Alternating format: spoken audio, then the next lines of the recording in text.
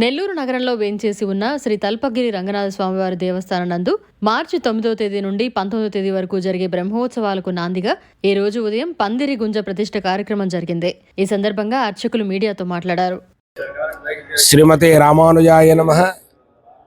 శ్రీ రంగనాథ స్వామి పరబ్రహ్మణే నమః. శ్రీ తల్పగిరి రంగనాథ స్వామి వారు నెల్లూరులో వేంచేసి ఉన్నారు.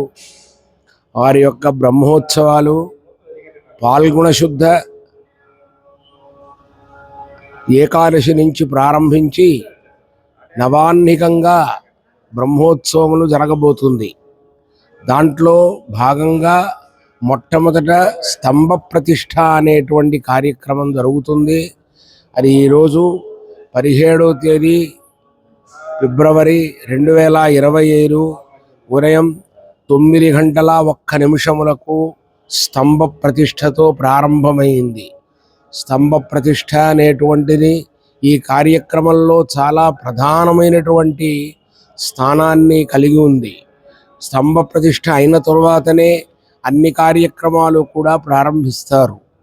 మరి 9వ తేదీ సాయంత్రం అంకురార్పణ, 10వ తేదీ ఉదయం ధ్వజారోహణం, 14వ తేదీ శ్రీవారికి గరుడ సేవ, బంగారు గరుడ సేవ, 16వ తేదీ తిరుత్తేరు,